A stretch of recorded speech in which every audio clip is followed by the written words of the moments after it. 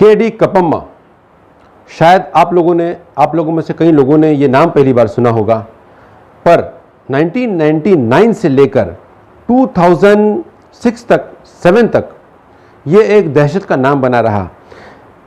ये एक औरत, एक महिला, इसने 6 महिलाओं का कत्ल किया और निर्दोष महिलाओं का, उनका कोई दोष नहीं था, वो बेगुनाह थे जिनका इसने कत्ल किया। आदाब, नमस्ते, सत श्री अकाल दोस्तों, आपका बहुत बहुत स्वागत है हमारे इस YouTube चैनल में जिसका नाम है बिंदास बोलो।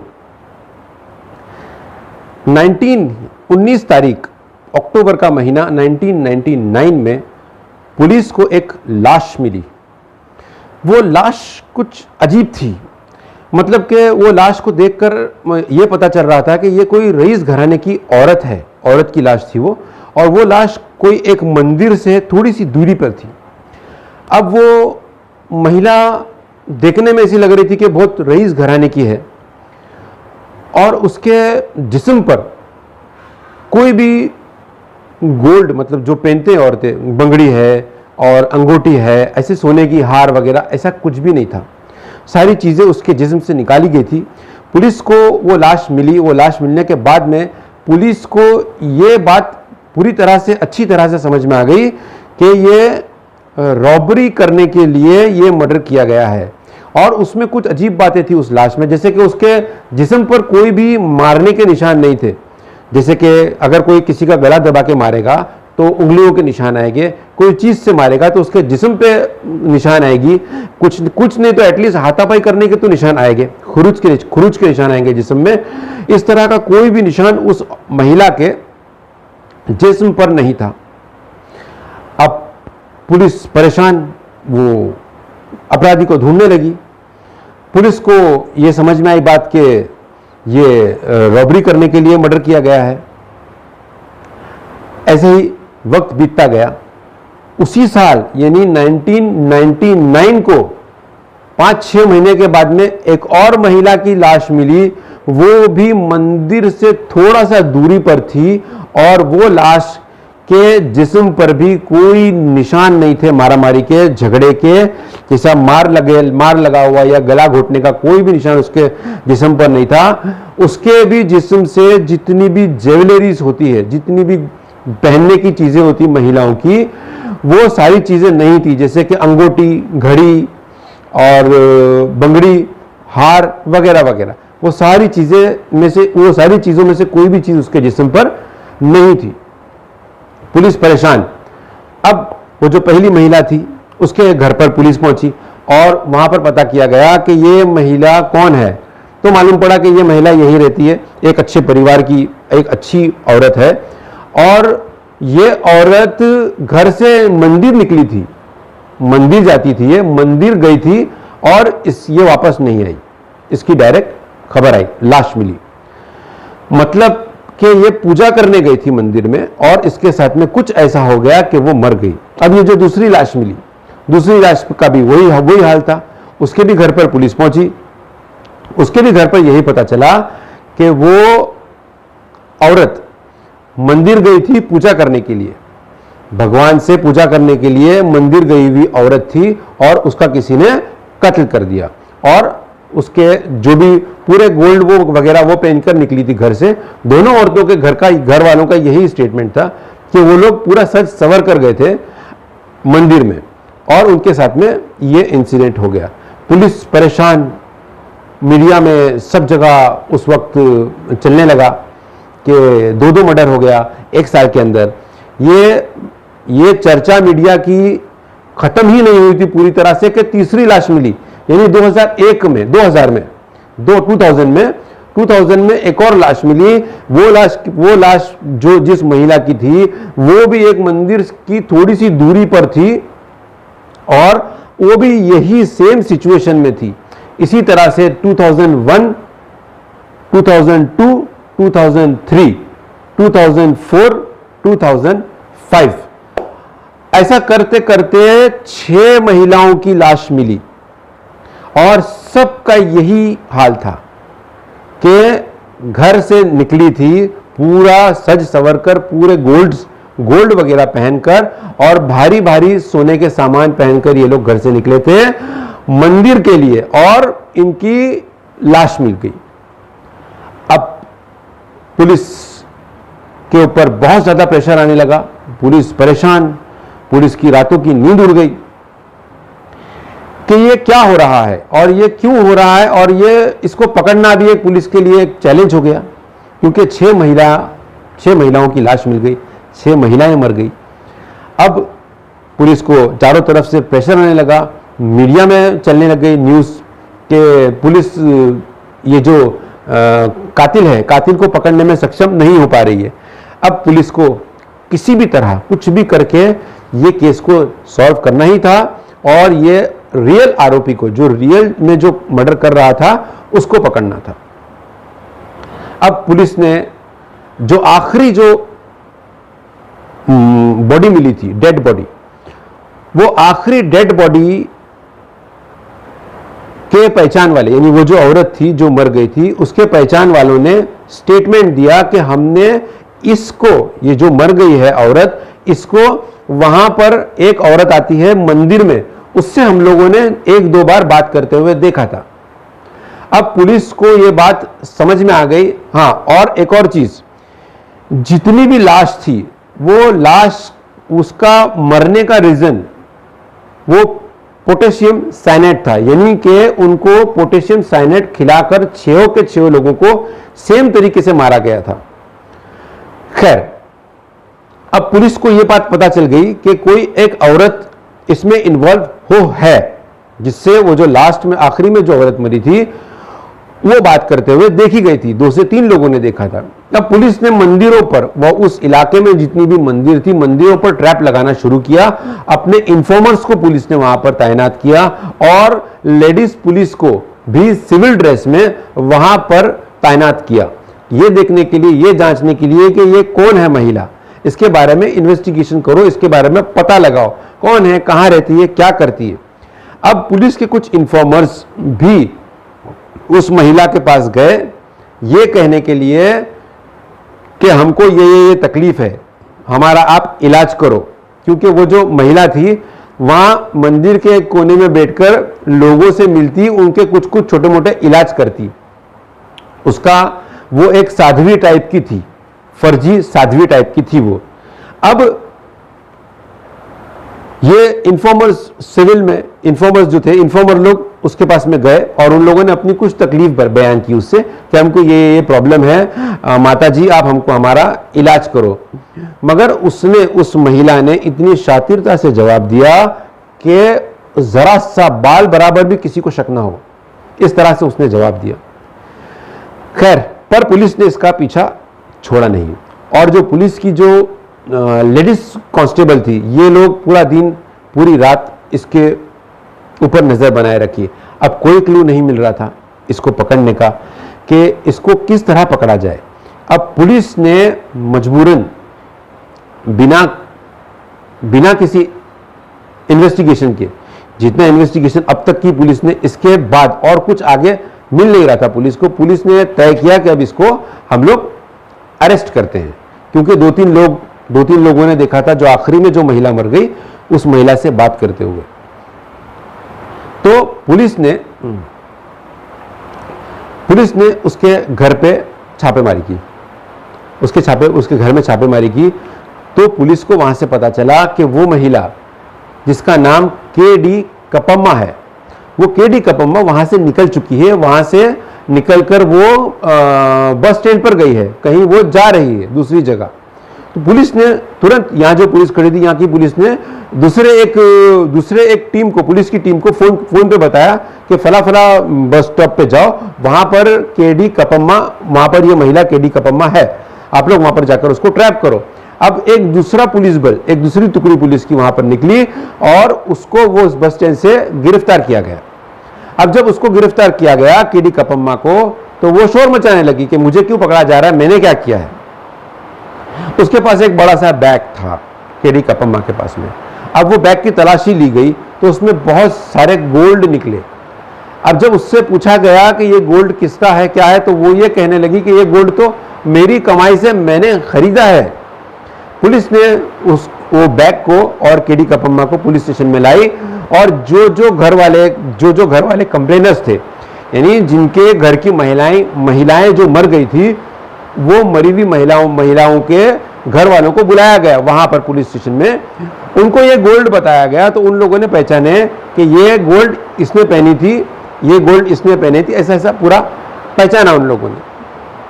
पहचानने के बाद में पुलिस को 100% ये कंफर्म हो गया कि मर्डर करने वाली महिला यही है, इसके अलावा और कोई नहीं है। अब उससे पूछताछ चालू की पुलिस ने।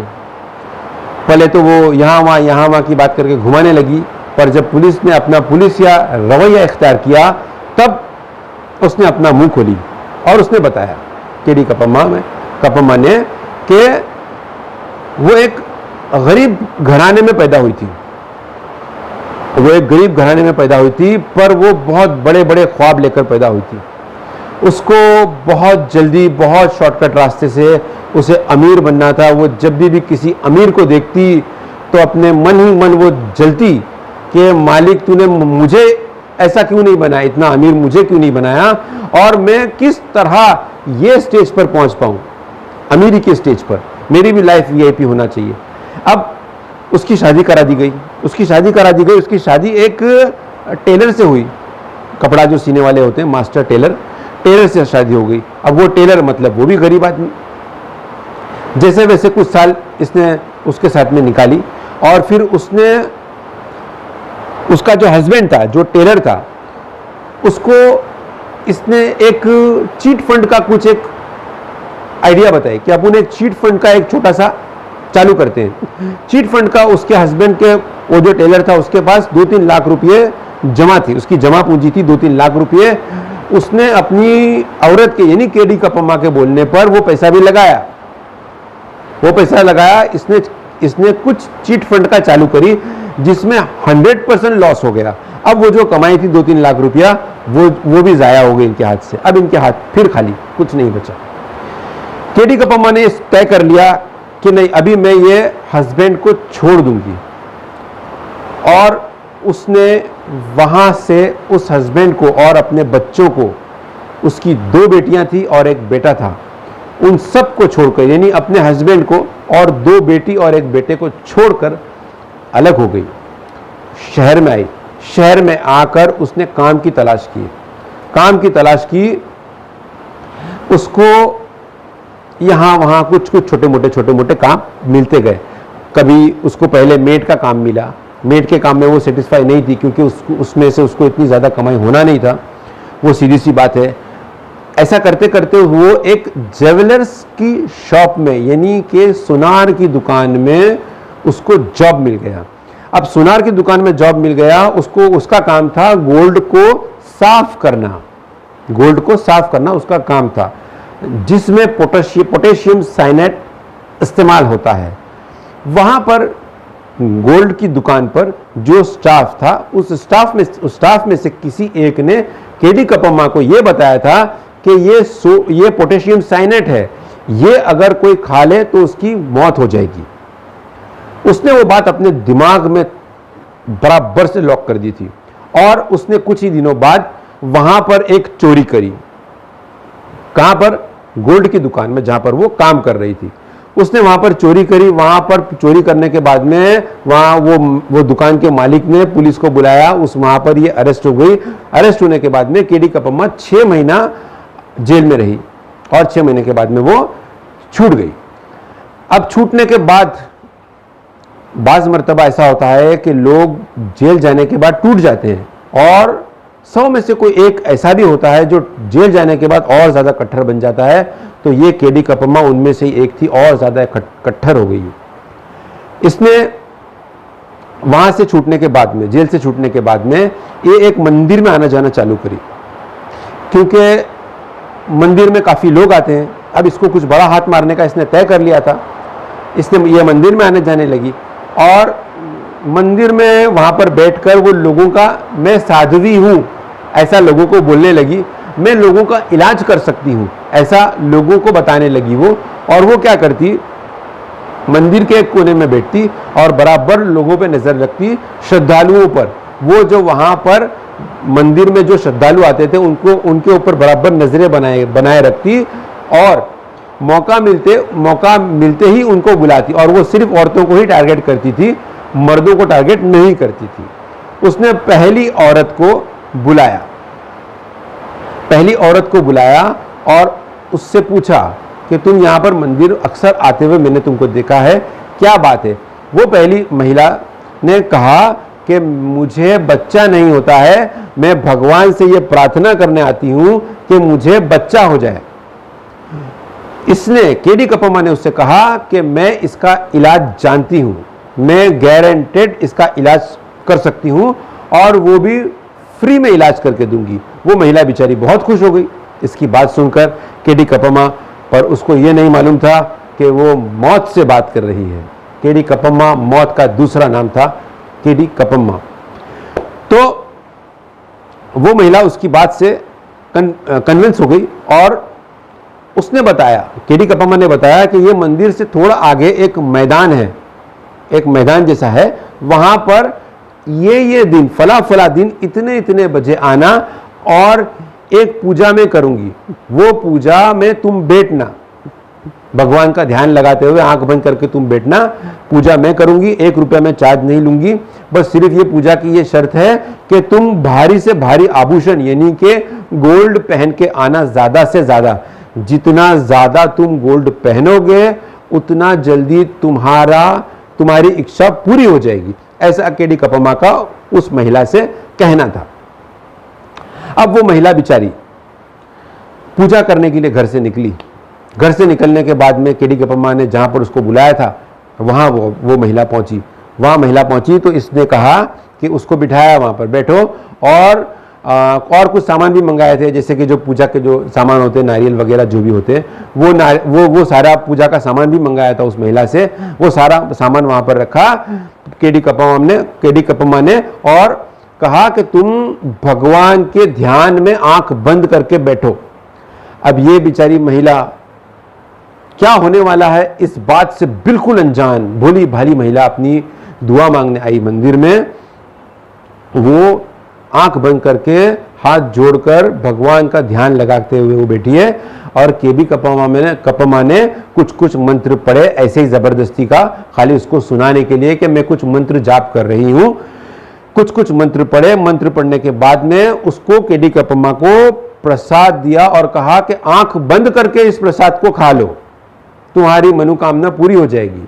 अब वो बेचारी इनोसेंट औरत, बेगुनाह महिला, उसको कुछ मालूम नहीं कि अभी क्या होने वाला है। उसने वो जो प्रसाद था जो उसने दी केडी कप्पम्मा ने, वो प्रसाद को उस महिला ने खाई। अब उस बेचारी महिला को यह नहीं मालूम था कि वो प्रसाद के अंदर पोटेशियम साइनेट मिला हुआ है। इस औरत ने पोटेशियम साइनेट मिला के रखा। अब थोड़ी देर बाद वो महिला वहां पर गिर गई, मर गई, और इसने उसके सारे आभूषण, जितने भी गोल्ड उसने पहनी थी, वो सब लेकर फरार हो गई। इसी तरह इसने इसके बाद एक और औरत को टारगेट किया जो वहां मंदिर में अक्सर आया करती थी। ये औरत जो थी, ये औरत का कुछ दूसरी वजह थी आने की, यानी ये बेऔलाद नहीं थी। ये घर में शांति के लिए, यानी हमारे घर में शांति बनी रहे, इसलिए ये औरत पूजा करने और मन्नत मानने आती थी मंदिर में, अक्सर आया कर।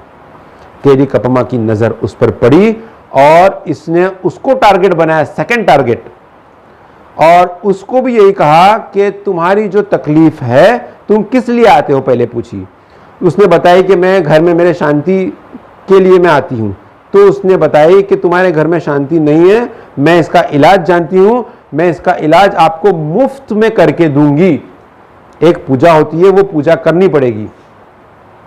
वो महिला भी कन्विंस हो गई और बोले तुम्हारे घर में पूरी तरह से शांति हो जाएगी, तुम्हारे लाइफ में कोई भी प्रॉब्लम नहीं रहेगा और तुम्हारी बहुत तरक्की होती जाएगी, तुम्हारी पूरी फैमिली की बहुत तरक्की होती जाएगी ये पूजा करने के बाद।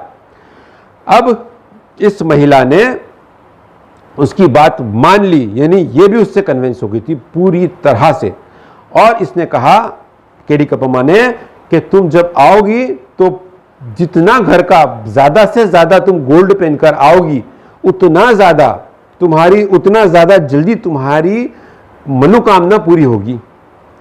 अब वो बेचारी महिला पूरे गोल्ड पहनकर आई, भारी से भारी, जो उसके घर में था, उसकी जो भी जमा पूंजी या उसके घर वालों ने जो भी बचा के रखा था, वो सारा वो महिला पहन कर आई। पहन के आने के बाद में उसको भी उसने यही कहा कि हाथ जोड़कर आंख बंद करके भगवान का ध्यान करो, आपकी मनोकामना अभी पूरी होने वाली है। और मैं पूजा करती हूँ, और कुछ ऐसा मंत्रों का जाप किया उसको सुनाने के लिए, जबरदस्ती का यूं ही, और उसको कहा कि आंख बंद करके ये प्रसाद खा लो। अब वो महिला ने प्रसाद खाई, उसको भी ये नहीं मालूम था कि वो प्रसाद का निवाला नहीं, मौत का निवाला है।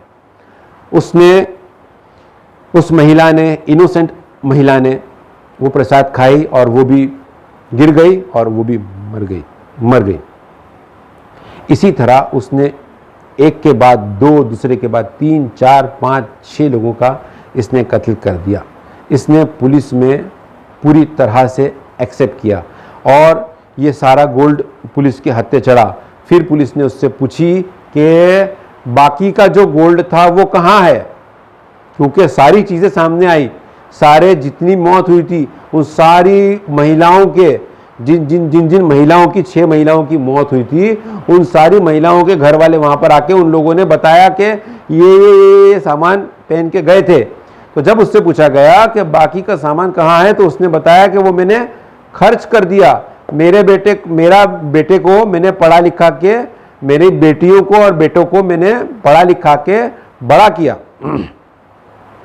और एक बेटी MBBS कर रही है और एक फैशन डिजाइनिंग कर रही है, और छोटा लड़का है सबसे, वो स्टडीज कर रहा है। उसने कहा कि ये सारा चीजें करने में बाकी का जो गोल्ड था वो खत्म हो गया। तो इस तरह से इस महिला ने, केडी कप्पम्मा ने अपनी पूरी जुर्म, अपनी जो दास्तां थी, पूरी पुलिस को बताई और अपना अपराध कबूल किया। ये जो सारा मामला हुआ, ये जो केडी कप्पम्मा ने जो ये 6 महिलाओं को मार दिया, इसके बाद इसका नाम, यानी केडी कप्पम्मा का नाम साइनेट मलिका रखा गया।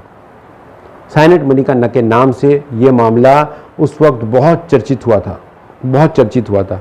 पहली महिला जिसका इसने मर्डर करी थी, यानी जिसको साइनेट खिलाकर इसने मार दी थी, वो ममता राजन नाम था उसका, और उसकी शादी को काफ़ी साल हो गए थे, पर उसको बच्चा नहीं हो रहा था, और वो बच्चे की दुआ करने के लिए मंदिर आती थी, और इसने, यानी केडी कप्पम्मा ने उसके साथ में ये हादसा कर दिया। दूसरा मर्डर, 52 साल की महिला जिसका नाम एलिजाबेथ था, जिसकी पोती 3 महीने की थी और घूम चुकी थी, वो घूम गई थी, उसकी पोती 3 महीने की पोती घूम गई थी। उसकी दुआ करने के लिए, उसकी प्रार्थना करने के लिए कि वो बेटी, उसकी पोती जल्द से जल्द मिल जाए, इसलिए वो मंदिर जाया करती। सेकंड ये थी। और तीसरी थी यशोदमा अपने बेटे की शादी जल्द से जल्द हो जाए, इसकी दुआ करने के लिए आया करती मंदिर में, जो ये केडी कप्पम्मा के शिकार हो गए। और चौथी थी मुनी अम्मा, जो अपने अस्थमा ठीक होने के लिए, अस्थमा की बीमारी थी मुनी अम्मा को, मुनी अम्मा अपना अस्थमा जल्द से जल्द ठीक हो जाए, ये इसलिए मंदिर में आया करती, पूजा करने के लिए, प्रार्थना करने के लिए कि उसका अस्थमा की बीमारी ये खत्म हो जाए। और ये भी केडी कप्पम्मा की शिकार हुई, ये चौथी शिकार हुई। और इसी तरह 5वीं शिकार पिलम्मा, जो 5वीं शिकार थी उसका नाम था पिलम्मा। और जो 6ठी शिकार थी, जिसको ये महिला के साथ देखा गया था, 2-3 लोगों ने जिसको देखा था इसके साथ में बात करते हुए मंदिर में, उसका नाम था नागबेनी, जिसके वजह से ये शातिर महिला महिला के नाम पर कलंक, ये जो औरत है केडी कपम्मा साइनेट मलिका, ये गिरफ्तार हुई। ये इसी वजह से इस लेडी का नाम था नागबेनी, जिसके साथ में मंदिर में उसको बात करते हुए देखा गया था। 2-3 लोगों ने देखा था, वो ये महिला है। इसको गिरफ्तार करने के बाद ये जो सारा मामला हुआ था ये बेंगलोर का मामला है और बेंगलोर की पुलिस ने उसमें बहुत ज़बरदस्त, बहुत अच्छा रोल निभाई, बहुत अच्छा काम करी बेंगलोर की पुलिस ने। ये अरेस्ट हो गई 2007 में। केडी कपम्मा 2007 में अरेस्ट होने के बाद में इसका पूरा मामला, पूरे जितने भी एविडेंसेस थे, पुलिस ने सारे एविडेंसेस इकट्ठा करके कोर्ट में प्रेजेंट किया। कोर्ट में जब बोर्ड पे आया मामला, वो तब तक हो गया था 2012 को कोर्ट में मामला सामने आया। 2012 में कोर्ट ने इसको मौत की सजा सुनाई। मौत की सजा सुनाने के बाद में फिर रहम की अपील डाली गई इसकी तरफ से, केडी कपम्मा की तरफ से, तो मौत की सजा को लाइफ में बदला गया, यानी उम्र कैद इसको दी गई। दोस्तों, ये थी एक शातिर महिला की कहानी। इस कहानी से यही मकसद है सुनाना कि लिबास कोई भी हो, हर लिबास पे, आज ये दौर नहीं रहा कि हम हर एक लिबास पर भरोसा कर दें। 10 बार 100 बार आजमाओ फिर किसी पे भरोसा करो। लिबास देखकर किसी भी धार्मिक इंसान का लिबास देखकर, हम इंसानों का ये फितरत है, ये नेचर है कि हम धार्मिक इंसान को देखकर बहुत हमारे अंदर श्रद्धाएं पैदा हो जाती है।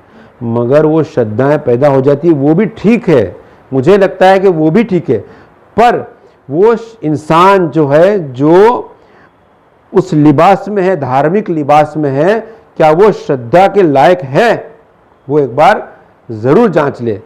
सतर्क रहें, होशियार रहें, अपने दिमाग को एकदम शार्प रखें। कोई भी कदम उठाने से पहले, कहीं भी जाने से, किसी से मिलने से पहले, किसी अनजान इंसान के हाथ से कुछ भी खाने पीने से पहले 100 बार सोच ले। धन्यवाद, आपका बहुत बहुत धन्यवाद। अगर आपको ये हमारी कहानी पसंद आई तो हमारे इस YouTube चैनल को लाइक और सब्सक्राइब करिए, जिसका नाम है बिंदास बोलो।